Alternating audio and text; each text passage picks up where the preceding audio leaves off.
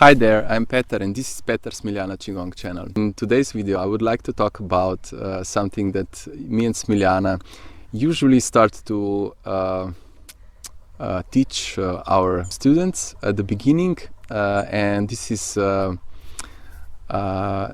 Qigong is actually done not with muscles but with tendons. Already in the beginning we start to teach our students about this method, doing exercises more with focus on tendons and not so much on muscles. Since our Western view on doing physical exercises is more focused on doing with muscles. For example, if you go to the gym or if you go to a fitness center, they usually lifting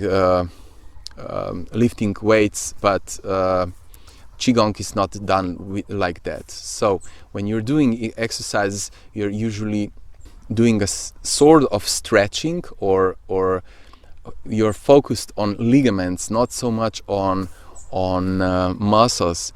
And for example, if you are doing the exercises with your focus on ligaments, your muscles start to shrink a little bit, and your tendons, which are tendon is at the beginning and at the end of the muscle.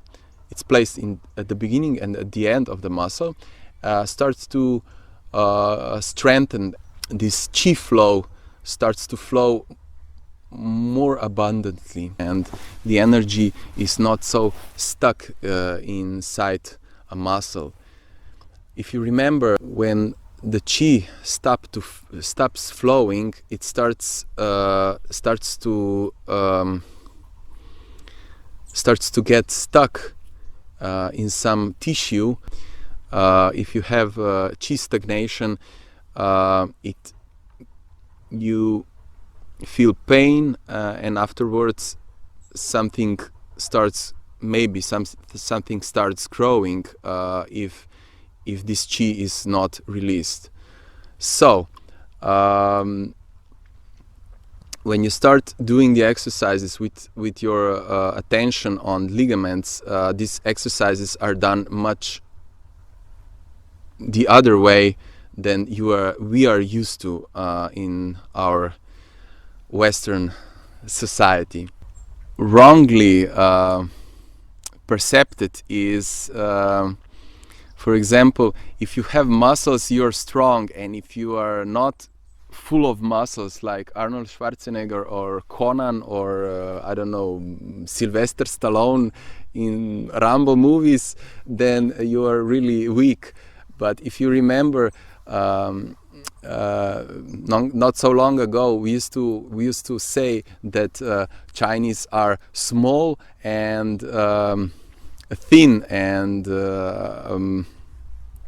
full of well, in our language it's said full of tendons. So you are actually they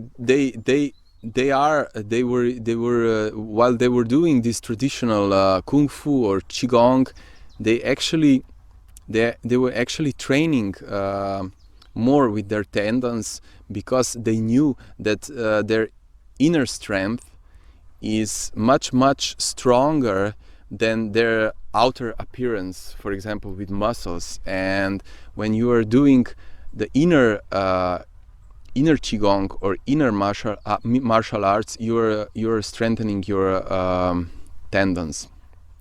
Some might say that I'm talking about muscle tendon changing qigong. Yes and no. Since in the beginning I'm not me and Smiljana are not teaching our students about muscle tendon qigong, but we are using some principles, and somewhere in the future we start to teach them also muscle tendon, but not at the beginning, because they are not ready for this.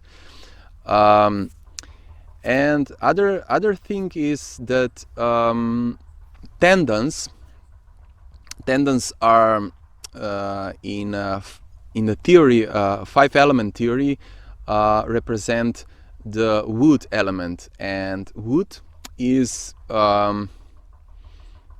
connected with liver, and liver actually represents the wood in our body, and liver is really one of the highly or the most regenerative tissues in or organs in our body, and we can damage them by drinking a lot of alcohol or using some poisonous stuff or breathing poisonous stuff or eating poisonous whatever, but liver tends to regenerate the most efficiently and really quickly for compared with other tissues or other organs in our body. And tendons are part of this element of wood, so they also have this energy potential, which is part of springtime and bursting of energy, and oh yes, of course, tendons and liver and wood is also expressed as through this mystical creature of dragon, which is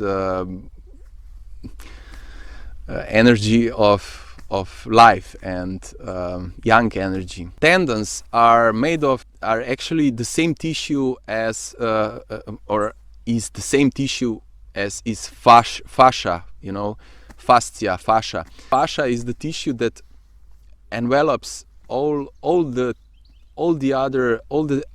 cells and all the organs and everything inside us. Fascia is a endless web that is actually holding us together. We are actually more or less fascia, or fascia is actually making space that life can happen inside of us. And this same tissue, the tendons, are also this same tissue, fascia. So I hope that this video will help you in some way or educate. I hope that you enjoyed this video. Do the Qigong and may the Qi be with you.